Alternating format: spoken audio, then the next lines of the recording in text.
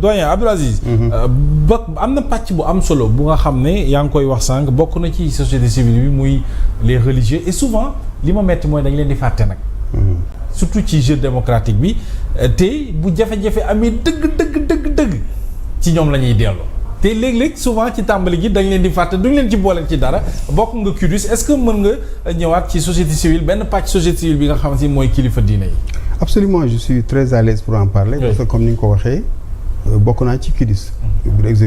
CUDIS mooy këru diine Sénégal yëpp ñoo fa teew ba ci association islamique yi ba ci église bi am taxawaay bu am solo mais Abdourahmane dafa am lu am solo. waaw Mohamed bëggoon naa parce que loolu tamit c'est bon à préciser xam nga société civile engagement la engagement volontaire ou même bénévolat la mais soo duggee ci logique alimentaire wala nga dugg ci logique de positionnement da ngay perdre sa identité. mën nga jaay sa ngor.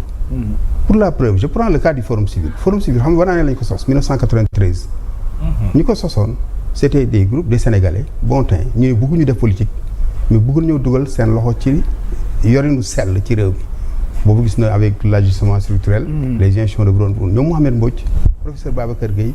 ñoom maître Mame Adama Gueye comme tant d'autres ba ci professeur Abdoulaye Dièye rahmatullahi alayhi yàlla ko yàlla yërëm.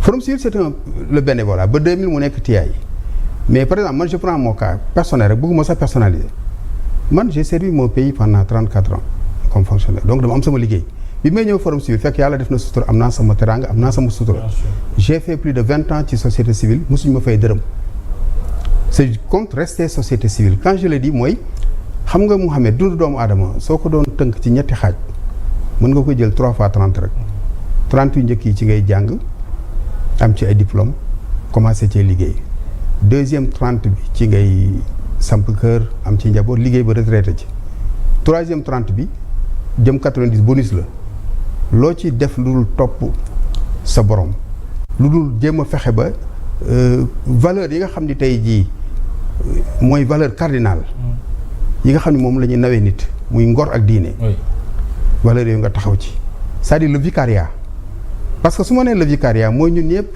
engagement la gis nga même ba ci l'homme politique man jàpp naa ni ki dugg ci politique su dee dans le sens noble du terme c'est pour servir son pays. Absolument. Pas pour se servir. Bien sûr.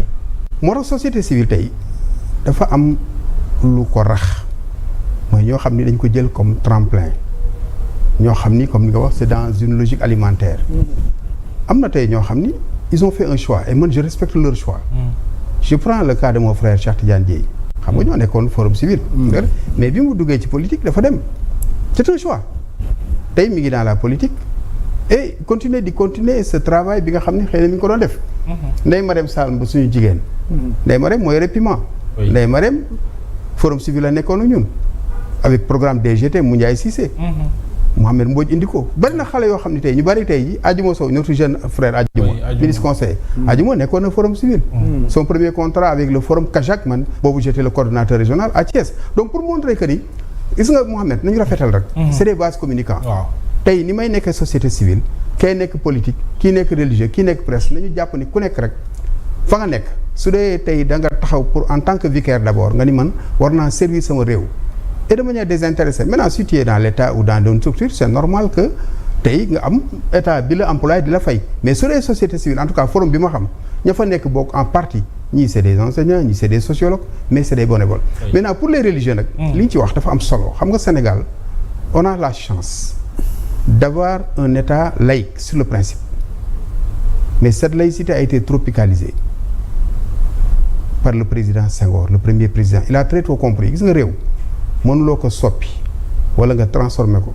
tout en ignorant la trajectoire historique et la sociologie Senghor kilifa la woon bi mu ñëwee dafa jàng réew mi xam ni laïcité ba am France mënul nekk ci Sénégal il y a deux pouvoirs le pouvoir spirituel mooy les religieux ñoom dañu am légitimité le pouvoir temporel mooy état bi ñoom dañu am légalité parce que dañuy dem ci élection ñii ils ont un mandat électif ñii amuñu mandat électif mais le pouvoir religieux spirituel ak temporel soo gisee complicité bi am moo ñu indil ba léegi ñu am cette stabilité et l'exception sénégalaise parce que quand on parle de père de la nation on parle dans le sens large c'est le président de la République en fonction. Bien sûr. mooy pape bàyyi nation bi.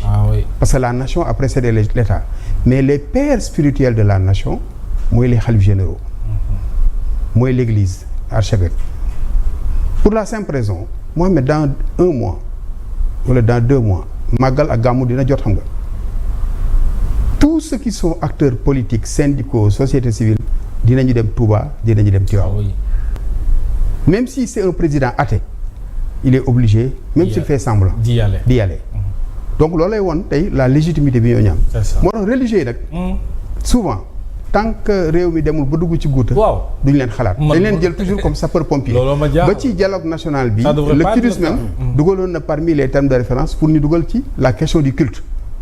Parce que culte bi tey il faut ñu formaliser ko les relations entre le spirituel et le temporel. Les religieux je prends l'exemple du CUDIS.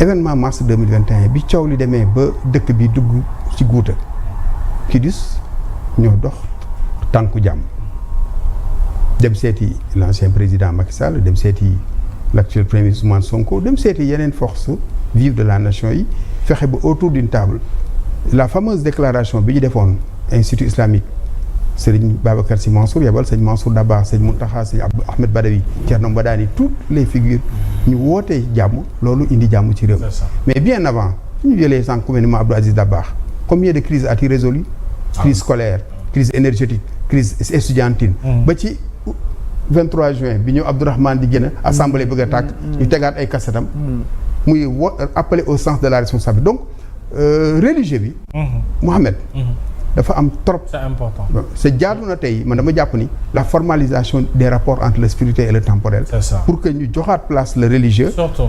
ba pare am le statut même de ce chef religieux. xam nga ñu ngi wax offense au chef de l'État article 80. mais tey offense aux khalifes généraux nag.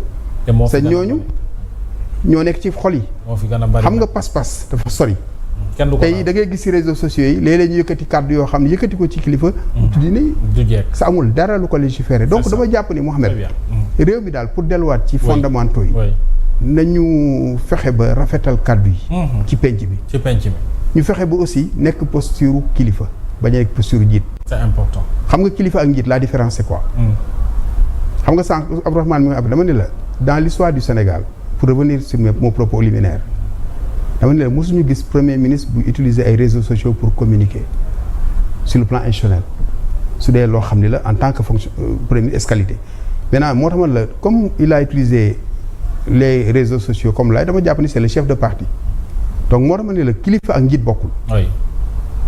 kilifa posture la day am hauteur wax ji du bari dafay jëf dafay am plus-value day jëlale day am compétence day am exemplarité su dee njiit nag par le soo demee ci këru diine li pour revenir tey soo demee ci këru diine yi ay kilifa nga fay fekk. parce que foofu mode c'est pas le mode démocratique bi am ci l'espace public. nga xam ni tey n'importe qui peut être en n'importe quelle station. par le jeu de la démocratie mën na bañ a nekk xam-xam mën na bañ a nekk jaar-jaar mën na bañ a nekk exemplarité mën na bañ a nekk compétence. mais su dee njiit bi nag amul loolu amul compétence bi amul jaar-jaar bi amul exemplarité bi souvent il est dans la provocation. parce que c'est la défiance. maanaam orma bi war a ànd ak cër bi. du fa nekk. parce que yàlla ci boppam day abal ay cër doomu aadama. moo tax ñu laaj tey réew mi man dama bëgg gis nga Mohamed débat yi fi jóg fan yi damay toog dama naan ku am tuuti xalaat. di nga tiit. di nga tiit kay moom kay. parce que lu warul am su amee lu warul am rek moo ci toog. te réew mi tey jii da ngay gis ci wàllu waxuma sax mais le niveau de haine. ci wàllu le niveau aussi de débat. Les questions essentielles sont laissées en rade. L'économie, les questions sécuritaires ñi ngi jëm ci mbay mi. les questions d'inondation le chômage des jeunes. démb rek dafa am un jeune étudiant. pas étudiant c'est un docteur. il est enseignant vacataire à l'université. dafa ma bind benn message mu ni ma dafa dem ci fête de retraite son père lañ doon honoré mu ni il a pleuré mu ni lu tax papaam liggéey na ba retraité ñu koy sargal moom il est docteur. il est enseignant vacataire yore famille am yore ay doomam papaam continuer di ko yor c'est tey jii la situation boobu Mohamed. Combien d'enseignants vacataires sont dans les universités. nga xam ni tey jii sans emploi. mais malheureusement le Sénégal débat bi fan la c'est sur les questions comme ni ma ko wax du sexe des anges. maanaam sur des débats stériles yoo xam ne amul njariñ alors que le vrai débat public devrait aujourd'hui porter sur la question des valeurs, sur ces questions de se vivre ensemble comme li nga wax ce patrimoine immatériel. li waral Sénégal am stabilité am exception sénégalaise amul coup d'état amul guerre civile mais donc dañu war a fexe ba taxawaay boobu yaakaar naa ni. c'est important pour la presse pour la société civile. pour les hommes politiques surtout nag. ñu rafetal cadre bi avoir plus de tenue et de retenue. Absolument. Et foofu laay terminer. L'exemple de Bruno Diatta que je cite en exemple. Oui. Bruno 4 chefs d'État le servir sans successivement président Senghor président Abdou Diouf. président bu ñu renouveler sa confiance ci moom. il a tout vu. il a tout vécu. gis na lépp fekke na lépp mais il a eu le sens de la tenue et de la retenue. mënoo gis benn vaar léegi nag quand l'État est dans la rue. L'État est dans les réseaux sociaux le mythe de l'État la désacralisation de l'État les documents confidentiels mi ngi ci mbedd mi les données personnelles dañu convoqué Abdourahmane ñu génne lépp ci mbedd mi donc là dafa jar tiit il faut qu'on revienne aux fondamentaux ce fondamentaux yi mënul am lu dul ñu revenir rek sur un état de droit c'est important ce que vous dites Abdoul Aziz alors Abdourahmane li mu wax moom mooy may ma def daanaka